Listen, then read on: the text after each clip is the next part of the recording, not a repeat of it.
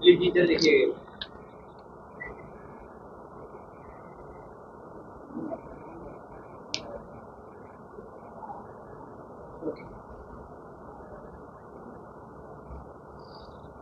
आज का press conference Bihar में जो शिक्षक बहाली चल रही है उसी से संबंधित है, और खासकर STET 2023 जो आया है और बीएड वाले अभ्यर्थियों को 1 to 5 में जो बाहर किया गया, इन सभी मुद्दों को लेकर है। सबसे पहले हम STET से संबंधित जो मांगे हैं उनको रखेंगे। STET बिहार में आर्ट्स विषय के लिए 11-12 के लिए 2011 के बाद आया है और कुछ सब्जेक्ट के लिए 19 के बाद साइंस का आया है, और इसमें अपियरिंग में मौका नहीं दिया जा रहा है, जो कि बिल्कुल गलत है। एक तो हर साल STET की बहाली नहीं आती है, और अभी जो आप लोग देखे होइएगा शिक्षक बहाली आई तो मंत्री जी ने क्या कहा, शिक्षा मंत्री जी ने, कि बिहार में योग्य अभ्यर्थी नहीं मिल रहे हैं इसलिए हम बिहार से बाहर के लोगों को मौका दे रहे हैं। लेकिन आप जब STET का फॉर्म निकालते हैं, तो आप उसमें मौका ही नहीं दे रहे हैं स्टूडेंट्स को भरने का, तो फिर तो आप वही बात कहिएगा कि योग्य अभ्यर्थी नहीं मिले। एक तरफ आप यूनिवर्सिटी का जो आपका सेशन है वो लेट चलता है, मगध यूनिवर्सिटी हो, वीर कुंवर सिंह यूनिवर्सिटी हो, भीमराव अम्बेडकर यूनिवर्सिटी हो, सबका सेशन लेट चल रहा है। किसी का बीएड का फाइनल रिजल्ट पिछले साल आना चाहिए था जून जुलाई में, अभी तक नहीं आया है। इसमें स्टूडेंट्स का क्या गलती, अभ्यर्थी का क्या गलती? और सबसे बड़ी बात, जो NCTE है, जो शिक्षक पात्रता निर्धारित करती है, शिक्षक बहाली जो भी होता है उसका क्राइटेरिया वो बनाते हैं, तो सब चीज़ पे नज़र रखती है NCTE, उसका गाइडलाइन है। NCTE का वेबसाइट पे आप देख सकते हैं, ये आदेश है 4/8/2022, 4/8/2022 का ये आदेश है कि कोई स्टूडेंट अगर टीचर ट्रेनिंग कोर्स में एडमिशन ले लेते हैं तो उनको आप पात्रता परीक्षा से वंचित नहीं कर सकते। सीटेट जैसे होता है या अन्य जो पात्रता परीक्षा उससे आप वंचित नहीं कर सकते। सीटेट साल में 2 बार होता है, साल में 2 बार सीटेट, उसमें लोग जो एडमिशन ले लिए बीएड में वो लोग भी फॉर्म भरते हैं सीटेट में। और यहाँ जब STET आप हर साल नहीं निकाल रहे हैं, सीटेट 2 बार आता है, उसमें वो लोग फॉर्म भरते हैं जो बीएड में या DLED में मान लीजिए एडमिशन ले लिए, अपियरिंग में भी भरते हैं, और जो एडमिशन ले लिए वो भी भरते हैं। अपियरिंग तो अलग चीज़ हो गया कि फाइनल ईयर में है, रिजल्ट आने वाला है, लेकिन जो एडमिशन ले लिए फर्स्ट ईयर में ही क्यों ना हो वो भी भरते हैं।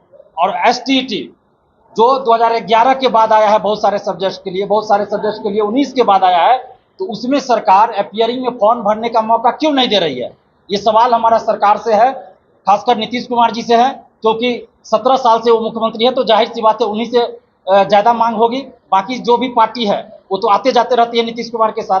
तो नीतीश कुमार जी से हमारा ये मांग है कि जब आप शिक्षक बहाली में, जो BPSC शिक्षक बहाली अभी चल रही है, उसमें आप अपियरिंग में, चाहे वो बीएड अपियरिंग हो, DLED अपियरिंग हो या सीटेट अपियरिंग हो, उसमें आपने फॉर्म भरने का मौका दिया। यानी कि जहां नौकरी मिलेगी वहां आपने अपियरिंग में फॉर्म भरने का मौका दिया, लेकिन जहां सिर्फ पात्रता परीक्षा हो रही है वहां आप अपियरिंग में फॉर्म भरने का मौका क्यों नहीं दे रहे हैं? जबकि NCTE स्पष्ट कर चुकी है कि कोई अगर एडमिशन ले लेता है तो उसको आप सीटेट या कोई भी पात्रता परीक्षा से वंचित नहीं कर सकते। सुप्रीम कोर्ट का भी आदेश है इससे संबंधित, और NCTE ने उसी का जिक्र किया है।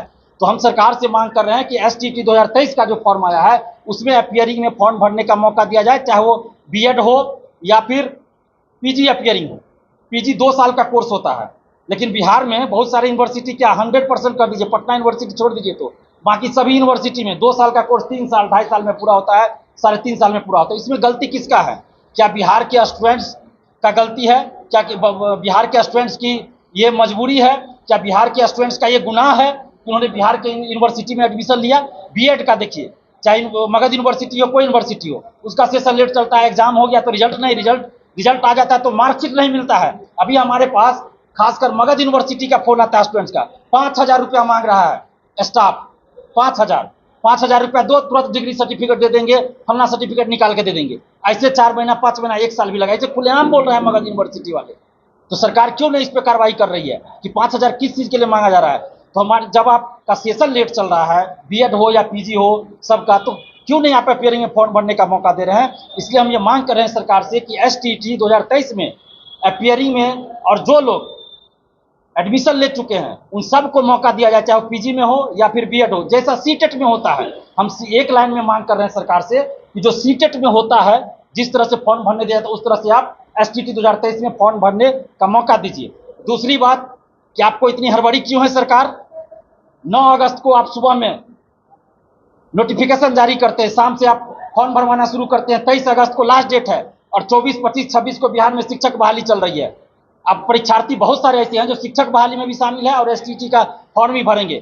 अब वो फॉर्म भरे एसटीईटी का कि एडमिट कार्ड निकाले शिक्षक बहाली का, यानी कि सरकार की मंशा दिखा रही है कि क्या चाह रही है सरकार।